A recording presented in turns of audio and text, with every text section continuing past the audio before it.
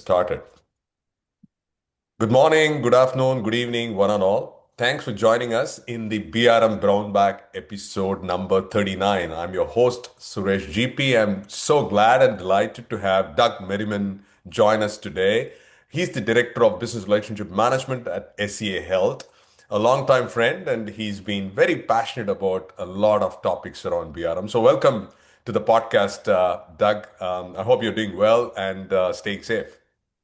Yeah, doing well. So thankful to be here today, to hang out with you and just connect on a BRM level and talk about all things business relationship management.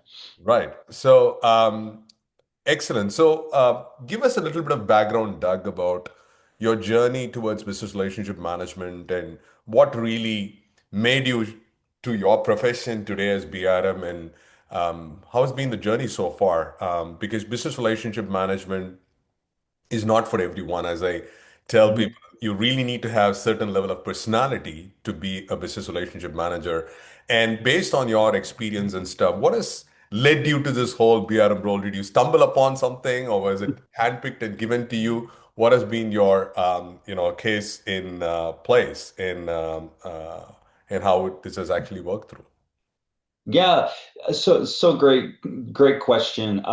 It started actually roughly around 2017, 2016 timeframe. Just had been working through my career. I was at an energy company at the time, and I constantly found myself working between the business and IT, and constantly found myself surrounded with executive officers asking for help with either presentations or finding value.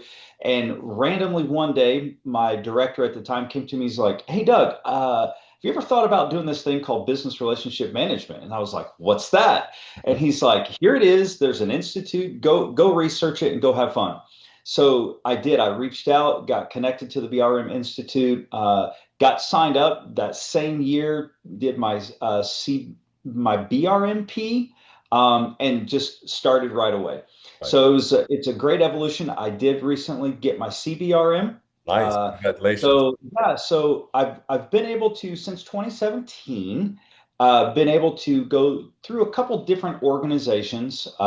Some local here in I live in Indiana, in the United States, and some were outside of Indiana. So right now the company I'm with is outside of Indiana, and so I've been able to mature my BRM journey over the last 10 years to where I'm at today, which is a director of business relationship management. Awesome. When we were having a conversation earlier and we've been talking about this part, one of the things that struck me so hard was in business relationship management, we talk about four pillars of evolve culture, build Mhm. partnerships, drive value, and satisfy purpose.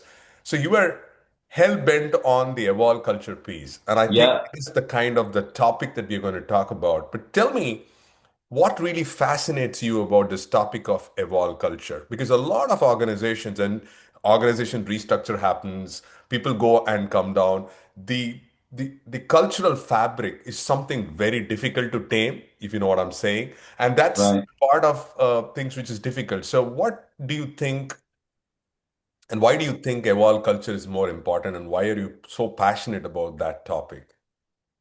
Yeah, so the reason I love Evolve Culture is it really takes an entire organization to evolve into something to serve a better purpose, to provide value, to Right. provide that strategic initiative type of level of passion.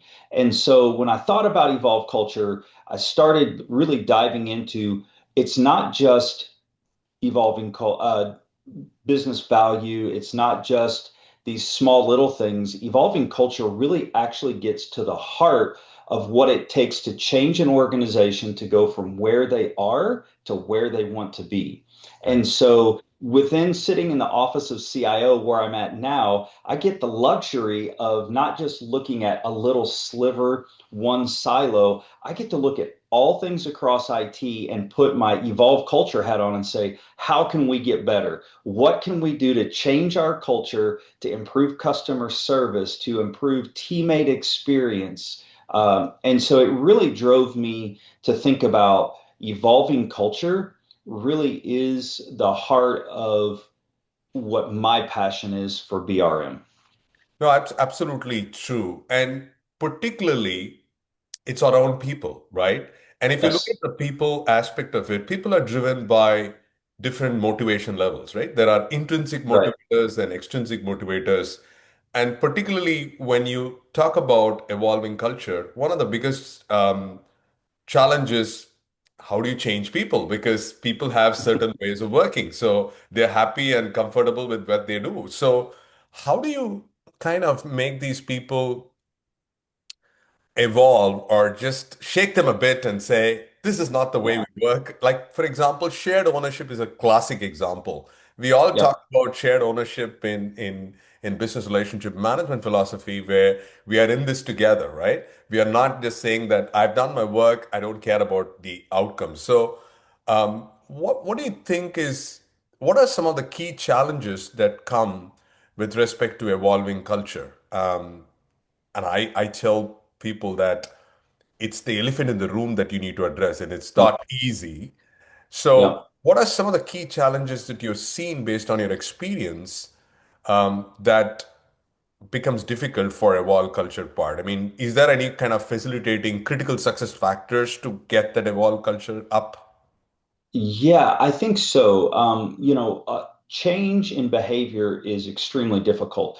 It's proven that I can't change Suresh and Correct. Suresh can't change me. Correct. But how can I influence Suresh in a way that wants Suresh to be a better teammate, a better human being, and influence him to evolve himself into becoming not just a BRM, but a great leader, a great human Correct. overall.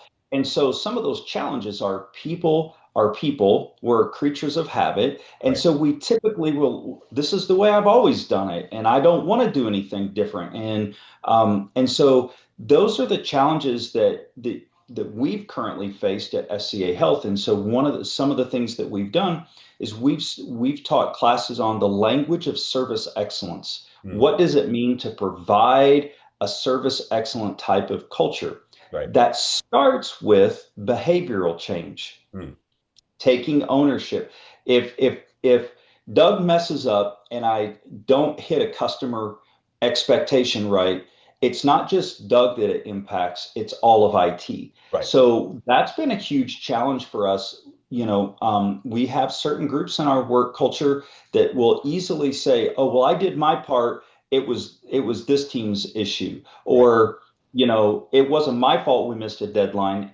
The problem is at the end of the day, we missed a deadline. Yeah. So getting people to take ownership of we all have to do our part. Suresh, we even have done something where we dove into recently doing what's called working norms, Right. where we've said you have to respond to emails within 24 to 48 hours. If it's a critical need, you have to respond within 2 hours. So Nice. really building out that framework and giving people tangible items Right. that say, here's what you can apply to your life today to Sure. help you be a better teammate, a better resource, all built upon evolving culture. Right. And I think it's glad that you talked about this concept of service excellence because um, the proof is in the pudding, right? You can That's right. actually talk about all the theoretical aspects and best practices. It all sounds music to ears. But in reality, how do you impact? How do you make the difference? It changes this whole dimension of how to Uh, make that work. Now, as BRMs, how do you think you can contribute? And I think I'm not talking about just Doug as an yeah. example. But there could be so many different BRMs within your own organization. How are they evolving culture in their own format within your business units and business partners part of it? Is it a kind of a movement where business relationship managements are leading the charge of evolving the culture? Or is it one or two? Is it the Doug, the champion of the cause who's probably doing it? How does that the BRM Yeah. role facilitate the evolve culture aspect of it? Yeah, so one of the things that I loved coming to SCA Health was the fact that I was told, Doug, you've got a blank slate. Hmm. So you get to come in and you get to do what you want to do. Set up the team, set up the BRM framework, And so it's not a Doug show. Sure. It is definitely a team effort. And what we've done is we've built a structure around continuous improvement and feedback. Right. So, like for example, we have two slivers of BRMs that sit one that focus on our support service side, which is HR, legal, supply chain, and then we have a team of BRMs that focus all of our surgery centers. Right. So we've empowered them to say, we want you to go out, listen to feedback, and dive in, help solve real world problems, bring that back to the IT team, and then you lead BRM those connection efforts. You do a customer success story with that team. You do customer feedback with that team. So all of my BRMs that report to me are empowered to actually go and capture behavioral types of change that we need to make, and we bring that back. We almost on a monthly basis we get asked to present in the IT leadership forum around what we've discovered every month. So we'll probably get into this a little bit later, but some of the success metrics that we've done, and the customer feedback that we get, my team is driving that. We're not waiting on IT leaders to go out and hear feedback. So I would say, as an encouragement to any BRM, you can start at any level and instantly say, what kind of success metrics can we help our team look at? How can we drive customer success through excellence and drive that at any BRM level? Awesome. And I think you're talking about, I love the part, it's no longer a duck show. It's an organizational effort to make that happen Yeah. because it's a paramount importance to look at this across the end-to-end value chain. It's not just not Mhm. looking at a bubble, but it's just looking at the holistic aspect of people, the culture, the behaviors part of it. And you're absolutely right. We are a creature of habits and behaviors. And how do you kind of make that? And changing behaviors changes habits, and it actually starts to think about how do we do this better.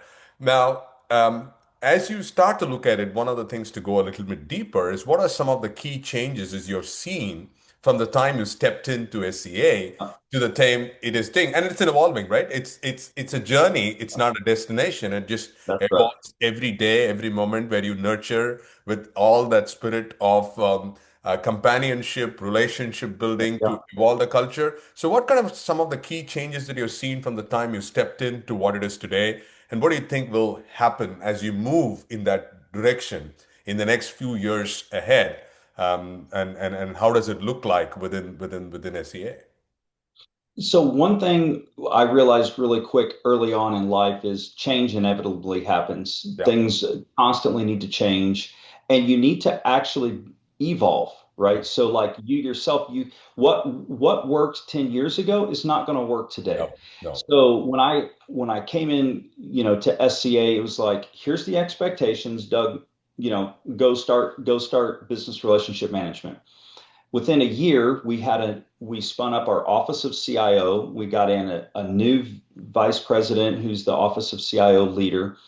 And we instantly realized that when we did a cross-functional assessment of IT, we were not providing a good customer service experience. And Mm, what I mean by that is we actually started looking at, from an ITIL perspective and an IT service management perspective, we started looking at service level expectations, SLAs, like all of the foundational things. Suresh, we had leadership not even aligned on what does the definition of incident mean, oh my gosh. right?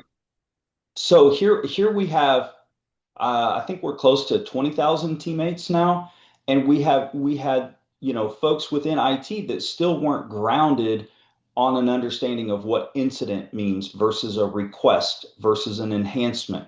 Right. So again, traditionally BRM, a lot of folks think, oh, I need to do an idea document, I need to focus on ideation.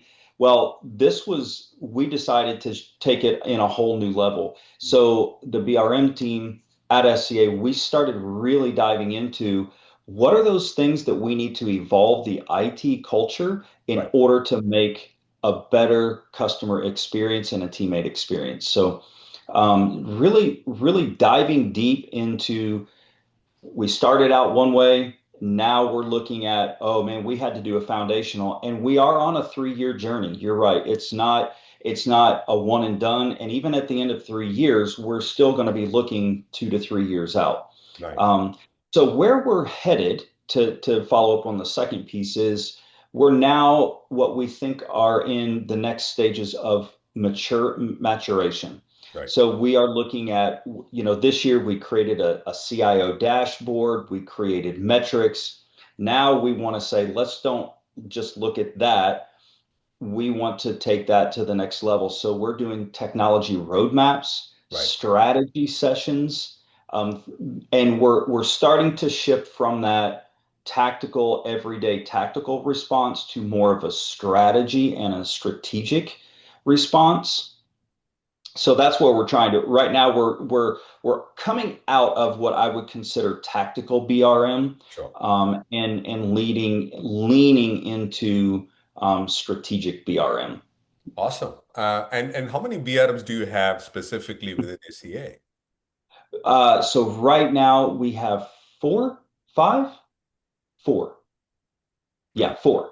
Sorry, And took me a and minute they because it was Doug team of one for my first year. sure. And I Yeah, think it's great to know because the question I get stumbled upon every time is, does BRMs provide value and why do we need to care? The reason why I asked about how many members do you have it, because you came as one person and now we are four and it'll evolve, is because of the value that they bring to the table. that's right. And people see the value. And, today we are talking about two words in the BRM World Tour as we completed. We talked about value and impact. So there's a lot Yeah, of impact that can create to do that. So we all talk about culture eat strategy for breakfast. While this is all great, how do you measure culture change? What does it look like, Doug, in terms of when you say the culture has evolved? yeah. And it's a relative order, right? It's an incremental value that you're kind of moving from one to another. What does the changing culture look like? How do you measure? Is it tangible? Is it Yeah, intangible? How do you play with that? Yeah, great question. So, even as of last year, we were getting questions from our CFO. Hmm. What I don't quite understand what BRM is doing. Right. So that was like an aha moment last year that said, okay, in 25, we cannot let any part of our organization not understand what BRM is Right. and what is the value. So what we did was we did what was called a BRM impact report, and we Right. do a quarterly report where we measure several different things. So this year, part of my personal goals was I had to do specific roadmap technology strategies. We had to do what we would consider an application inventory, which you wouldn't think BRM would do that, but Yeah. it sat empty for the past several years. Our Right. IT leadership has talked about that, Right. and we've not done what's considered APM, application portfolio management. Right. So my team developed a survey, got all of the data, and sent it out to over 300 surgery centers that we're in partnership with, asking them to give us all of the details about every application that they use at the surgery center. Nice. And so that's tracking that data. We're doing customer survey feedback data that we're tracking. Mhm. Let's see. We also are leading the IT process governance. Right. Again, we've been given free reign. So, traditional BRM kind of sits in certain lanes, and we're ripping that Band-Aid off Sure. and ripping the mask off and saying, no, if somebody's not going to lead it, then BRM is going to lead it. Yeah. And so we were managing all of our IT processes. So we've got things where we've come up with process definitions and maturity levels and rankings and telling people, in order for you to be at a level 3, here's the things you need to do. And Sure. by the way, this goes to evolving culture. I have my CIO now thinking and believing and talking that every IT process has to be at the level 3 that we made a standard. Nice. And again, this is internal criteria that we use from like Gartner and different things to define process definitions for maturity. And he's now doing what we've been wanting, and that is to put IT process goals in every teammate's goals, like their annual goals. Nice. So now we're starting to get to where we can measure success of how we're tracking, improving, and monitoring all of our IT processes. Awesome. So that so every quarter we're taking all of those success metrics and I'm putting them on just a PowerPoint template of here's the metrics and the BRM impact that we've done. Um, just to add one more thing before we hop to something else, we were able to present to our executive leadership at SCA Health at the end of Q2, the leader of the Office of CIO. We got outstanding review back, and they actually saw, oh, this is what BRM is doing. How this is the amount of work you guys have accomplished in just 6 months with 4 BRMs. So definitely, I would say I encourage everyone to think outside of the box. Don't just think about I need to do ideation. Think about look at your surrounding, look in your environment, and say where do we have gaps and challenges, and what can I do to help change that behavior and change that process in order to evolve the IT culture or the business culture. Wow, wow. I think I love this whole part of the BRM impact report. And I think there's a couple of things that's very distinct that you actually mentioned. Number one, how do you educate your business partners and the rest of the organizations? What the heck is BRM? A lot of people Yeah, don't even understand even today. And I that's think right. when it comes around to start part of it, it's basically creating the awareness and socialization that why is BRM important, but with the work. So I think with the BRM impact report and the CIO dashboard, you tell the rest of the organization that this is what we do. Mhm. And then people will know, oh, how can I leverage Doug or XYZ, Peter, Tom, and whoever it is for leveraging that particular aspects because they have shown results. Probably they might be able to help us in that particular journey. But I'm also reminded about another concept which Daniel Pink talks about high performing organizations and he talks Yep. about three metrics. First is the purpose, second is mastery of skills, and third is autonomy. And I guess this all three falls in line with what you're talking about because there is an increasing focus on purpose of delivering that outstanding customer experience beyond Hmm. just the deliverables, but is also giving you autonomy to rightly talk about the whole aspect to do it. So that brings up to the second part, which is the mastery of skills. Uh-huh. So, in terms of skill development for BRMs, where do you think Hmm. you have worked upon, or everybody gone through the BRMP and CBRM kind of a stuff, or what's the kind of the skills profile that you think we need to harness for BRMs to be playing at that infinite game, right? Because as you Yeah. rightly said, whatever your skills you have taken care so far will not take you beyond. And what kind of skill set or competencies you think would be important for BRMs to evolve in the future? Yeah, great question. So I had struggled with this for a long time, and just never really put a lot of thought and a lot of like effort into understanding the difference. You can teach someone skill all day long, but if someone's not competent, Right. if they don't have business acumen, if they don't have customer service acumen, they're just you can spend a lot of time and energy trying to encourage them, elevate them, right? But at the end of the day, if that competency is not there, it's going to be very difficult. So to answer your question, sadly, my team does not have any BRMP certifications. Thankfully, though, my team is high effective, high leadership type of individuals. So I've got one lady that is on the team. She's got 20 years of IT experience with working with not only technology but with surgery centers and in the healthcare industry. Right.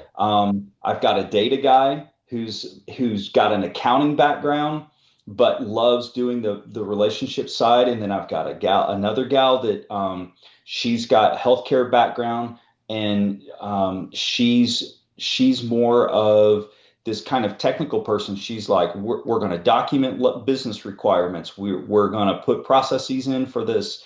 And she's a go-getter, right? So what I've looked for in a team and what I think is kind of the difference is I don't really focus a lot on the certification. It's kind Sure. of like resumes, right? Sure. Anybody can kind of fake a resume until Yep. you actually get someone hired and you like, oh, this person really works, or oh man, they just had a resume that was fluffy, Sure. right? Now, that's not saying I don't think it's important because I do, and my goal is to get my team some sort of formal education. I Sure. will say that everything that they do, though, they have a service excellent mindset Right. and they do presentations. So they've got that executive level presence. They're able to sit with a CIO and a CEO and do a presentation or make a recommendation, right? So for me, that's all that executive level skill and competency that I would say would be high requirements for a BRM without any formal training.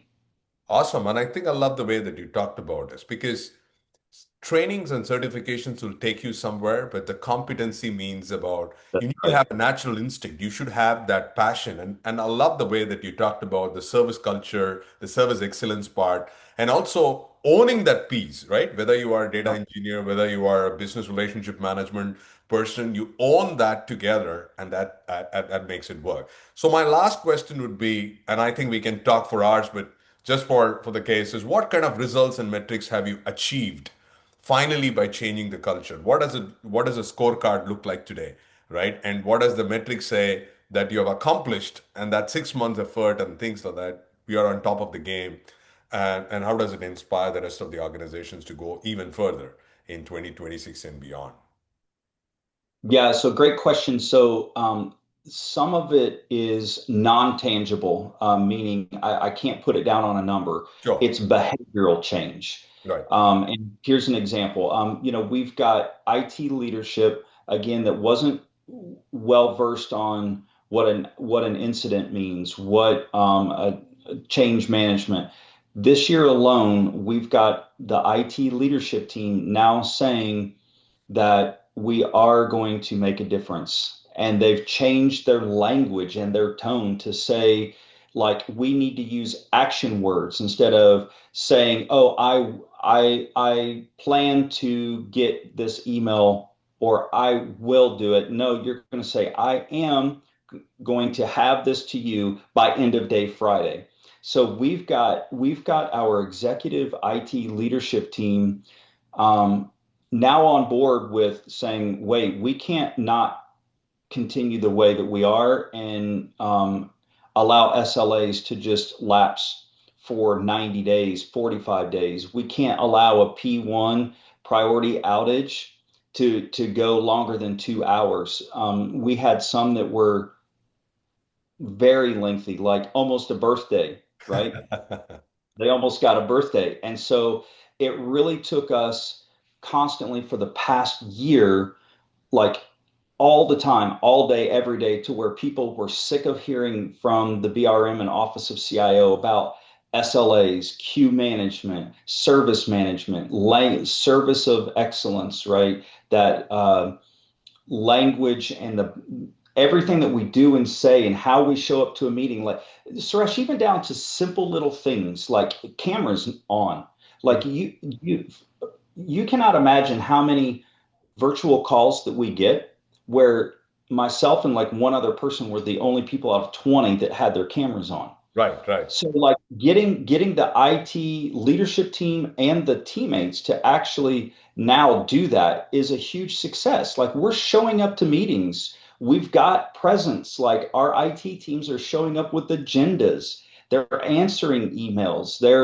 They have what I would consider bought in to the influence of evolving culture.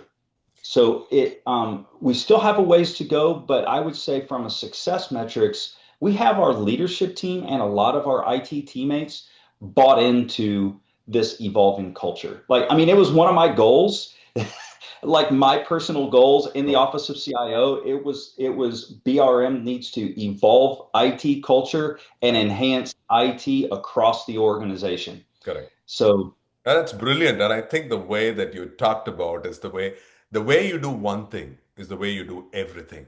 And I think mhm, right from the time that people having that cameras on is an indication that I want to pay complete attention to what you say. That is kind of right. respect. It's kind of the commitment that I am fully focused to deliver outstanding value to what your business is. And it's so inspiring to see about the small little changes that you've said to get everybody on boarded because frankly speaking, until it is driven by a stronger purpose and the value, because everybody in the organization says, what's in for me? Why do I need to Mhm. change? It's been okay. And if you want to drive everybody towards that change, it takes a lot of effort. And kudos to you, Doug. And I'm hoping to see probably in a year's time to have a conversation. We probably will have a very different Yeah. aspect to consider and do that. So thank you so much today Okay. for your time to share your valuable experience around that. One final thought is, what's your one advice for a BRM, an aspiring BRM or a BRM who's in the trenches doing everything? Sometimes it's a Mhm. thankless job. What would you say for BRMs present and in the future? What do they need to carry on? What are some of those things that you would advise for people to be successful in their professional business relationship management? Yeah, such a great question. For me, BRM is a mindset. I know I think we had a chance to talk previously, but when my son was in third grade, we found out through testing and stuff that he was dyslexic. And so I left my job at the time. We decided to travel as a family. We invested in our family, and it led me to realize that all things that we do, there is no work family segregation. It's all together. Like it's a harmony, and so you can't just take your BRM hat off at the end of the day, right? So in the trenches, when you're doing the work of a business relationship manager, it's a mindset because it can be daunting, it can be tough, but I use it at home. Like it's important for me to know that what my parenting was doing with my son wasn't the way I needed to parent. So I had to figure out, what do I need to do differently? And it's again changing behavior. How I respond to my son and how I parent him is differently. So now I get a different behavior and a different expectation. So when you put that hat on, it's no different when you go to work. Like I have to know my audience. I have to know the people that I'm working with. Do they like email? Do they like text messages? Do they want to be in a long conversation? And then knowing how that I have to lead differently and the things I do are different now that I've learned that BRM is a mindset. Awesome. So I will also encourage in the heart, like it can be easy to get distracted and get down into thinking about all the tactical things like I'm in the trenches, am I ever going to get out? And I was like that in one role previously. Right. And what helped me to step out of that was to really begin to think about I need to put a CIO hat on, I need to put a CEO hat on. And when I started viewing things through the lens of an executive officer, my life changed, my perspective changed, and I was like, wow, this is different. So I would just say I would encourage you to, keep digging, but at the same time you're digging that trench, you got to put your CEO, CIO hat on and think about strategy and think about, okay, I need to dig with a purpose. Awesome. I love the part that you talked about having that executive view of it. And I call this as eagles versus chickens. The Yeah. chickens look down to feed on the grains. They're happy about doing this whole tactical stuff and stuff. It's not bad, but you should be like eagles soaring high, spreading your wings very out, and then say, because eagles not only soar high with the big picture view, but they also have eye for details. So as a BRM, if you really have that big picture view of how is it impacting the organization, how is it actually working to a holistic level, but also have that specificity of the details that will help them to be different, that will make it a great value proposition. Thank you, Doug. It has been a great pleasure listening Yeah. to this podcast, and I'm hoping that a lot of people would have got a lot more insights to gain from that. How can people reach out to you? If they have any questions, comments, or things, what's the best way to reach out to you? Yeah. So I've got a LinkedIn profile. I'll be glad to share my work and personal email. Right. I think in my LinkedIn I have my phone number. If not, I'd be glad to share that. Sure. Uh, Connect with anybody at any time for Awesome. sure. Awesome. So that's the kind of the BRMs that we interviewed. So all of you had a great experience about this topic of evolved culture. So we meet regularly on a topic of interest for business relationship managers because we are for BRMs by BRMs and Yeah. evolving the culture, building partnership, driving value and satisfying purpose. So thank you so much, Doug, for your time today, and very grateful for you sharing uh, a lot of information, valuable information without restrictions to this community. And I'm sure that we will drive inspiration from this and evolve the culture. Thank you so much for your time today. Yeah, thank you. It was such an honor. Thank you so much. And thank you for all of your support as well. Thank you.